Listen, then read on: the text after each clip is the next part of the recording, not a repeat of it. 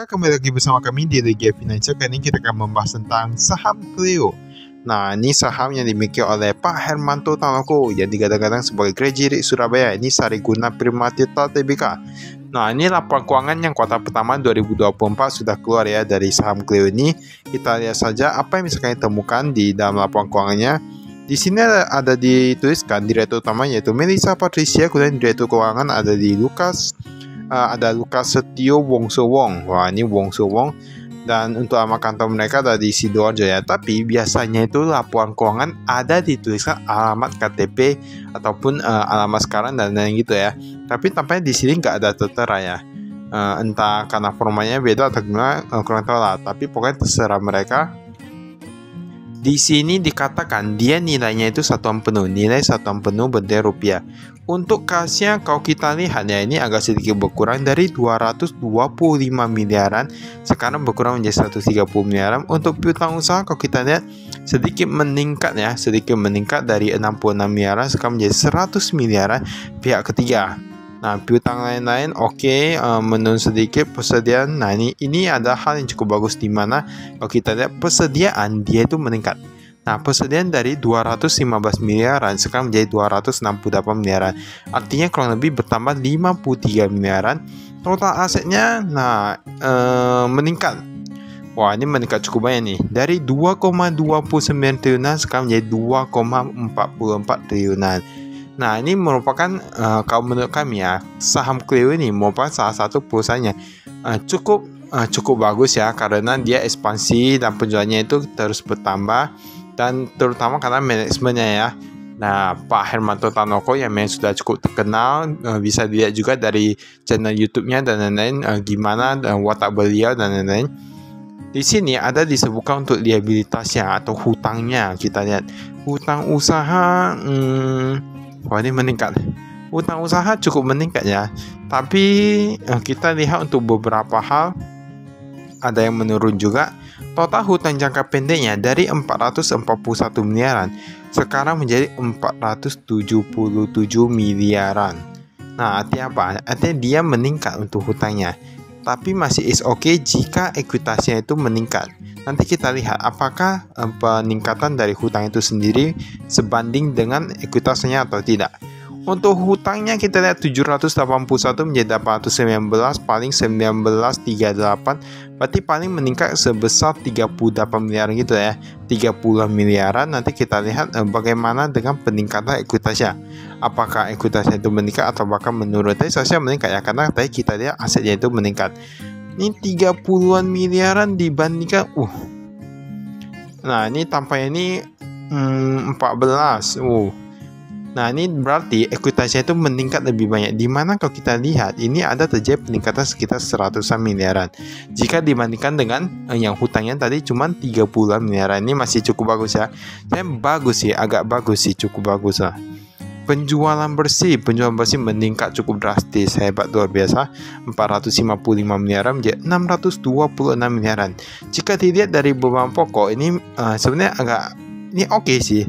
Di mana 211 miliaran hanya menjadi 294 miliaran. Padahal tadi penjualannya meningkat cukup banyak loh. Beban penjualan meningkat is oke karena dia penjualan meningkat. Kita lihat untuk laba tahun berjalan kurang lebih 115 miliaran jika dibandingkan dengan tahun lalu hanya sekitar 50-an miliaran.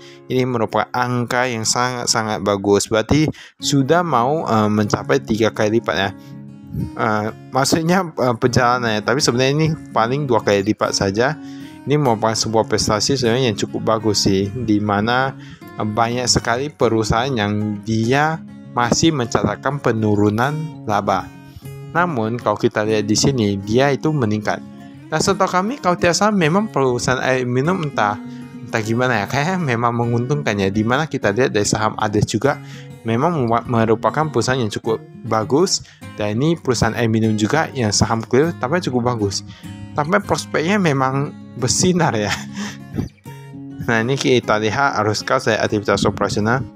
Penerimaan kas dari pelanggan penjualan bertambah, ini bertambah oke.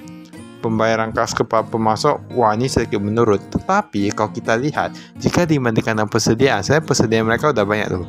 Nah, persediaan tadi udah meningkat. Nah, otomatis kepala pemasok agak sedikit berkurang, nggak apa sih, nggak gitu ngaruh karena yang kita lihat itu kan memang dia dari labanya juga. Labanya pun tadi meningkat cukup banyak. Ini Dewan Komisaris. Nah, ini Pak Hermanto Tanoko sebagai komisaris utama dan direktur utamanya yaitu Melissa Patricia. Ini Bu Melissa ya. Lalu ada komisaris, ada Belinda Natalia. Nah, tahu sendiri ya. Belinda yang mana? Belinda Natalia. Lalu ada direktur, ada Nio Eko Susilo dan lain-lain. Di sini kita lihat, gak ada ya entitas sananya, paling cuma satu gitu. Nah, ini kita skip. Tapi setahu kami ya, memang perusahaan air minum itu mungkin saja memang sangat menguntungkan. Karena kami seringkali menemukan beberapa perusahaan air minum itu yang dia perusahaan baru. Mereka itu mungkin berbondong-bondong lihat perusahaan air minum itu menguntungkan, jadi buat perusahaan baru. Nah, nggak tahu lah ya. Karena seringkali kami ketemu merek yang agak kurang terkenal ya. Maksudnya merek baru yang beredar di pasaran. Di sini ada kas dan setara kas. Kasnya ini, kalau kita lihat untuk yang kasnya ini ya, ini belum termasuk deposito. Kita hanya melihat yang di kas di bank, kas di cash on hand, kas di tangan. Ini banknya ini, ini meningkat yang di BCA. Dari 22 miliaran sekarang menjadi 32 miliaran. Ya, sebenarnya agak cukup wajar di mana kita lihat terdapat peningkatan laba. Lalu ada deposito berjangka, menurun.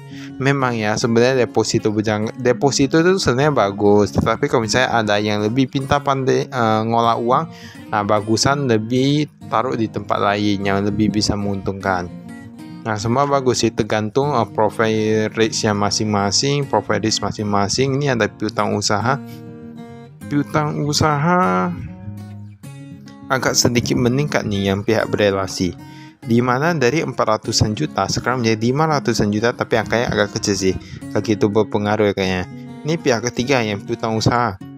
Ini pihak ketiga memang meningkat cukup drastis karena sebenarnya nggak bisa dia dikatakan apa ya, karena kan penjualannya meningkat, jadi masih wajar-wajar saja. Tapi kita lihat yang gimana dengan cash flow-nya, apakah dia piutangnya macet atau enggak.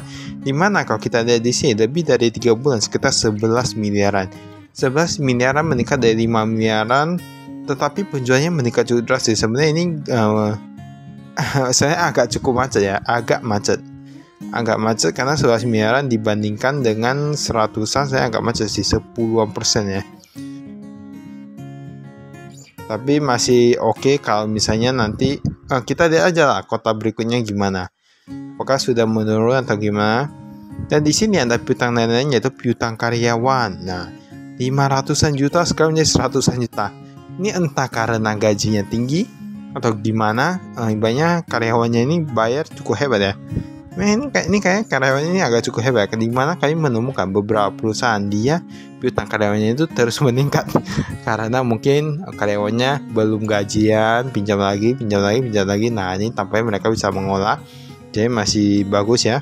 Persediaan meningkat dari 216 miliaran menjadi 269 miliaran seperti yang kita katakan tadi. Dimana kayak yang pemasok itu dia agak berkurang, tapi gak sebanyak ini yang persediaan, karena memang persediaan mereka ini sudah meningkat. Di sini bisa kita lihat. Nah, ini aset tetapnya nih. Ada tanah, ada bangunan, ada mesin dan peralatan. Jasa peralatan paling banyak nih. Ini yang paling banyak kali ini galon, botol kaca, dan krat ya. Sekitar 25 miliaran. Ini ada penambahan, tetapi ada pengurangan juga. Biasa pengurangan itu entah karena susu atau karena memang dia recycle atau gimana ya.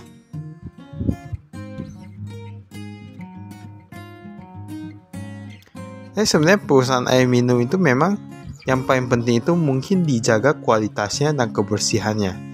Kalau merek paling kalau ada seorang brandnya itu kuat, seharusnya gak gitu susah sih untuk membangun sebuah merek.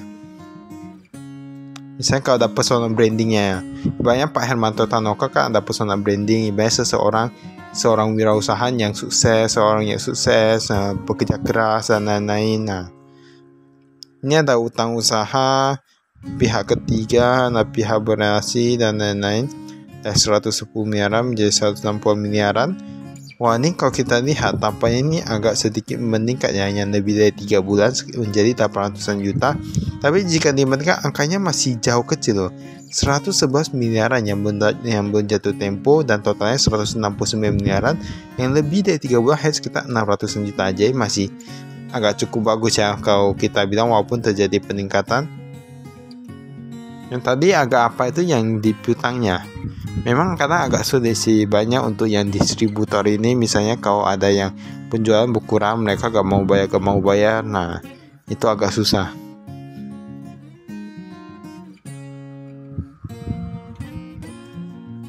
Dan biasanya mereka itu pakai ada beberapa cara, mungkin mereka kasih, misalnya kalau 1 bulan sudah lunas, nah langsung dikasih potongan lagi, nah karena ada kayak gitu, ada bonus dan lain-lain. Ini kalau kita lihat informasi segmen ini, ada botol bukan botolnya hampir sama ya. Dimana yang bukan botol itu yang paling banyak 475 miliaran, yang botol 138 miliaran. Tapi tadi kalau kita lihat yang 2023, ini kayaknya sedikit meningkat ini ya. Ini kita lihat. Nah, ini kita lihat lebih jelas ya. 121. Nah, ini berarti meningkat nih. Dimana ini 121 miliar, tadi menjadi 100 berapa ya? 100, pokoknya lebih lah. Ini 300-an, yang 300-an miliaran yang bukan botol menjadi 400-an kalau tidak salah. Nah, 400-an, 138, berarti peningkatan paling banyak tetap yang di bukan botol. Nah, berarti mereka penjual bukan botol ini meningkat cukup banyak. Memang mungkin entah karena tren atau gimana, tapi nggak tahu ya. Yang penting menguntungkan lah mungkin. Itu baiklah, itu saya dari kami. Sekian dan terima kasih. Saya investasi.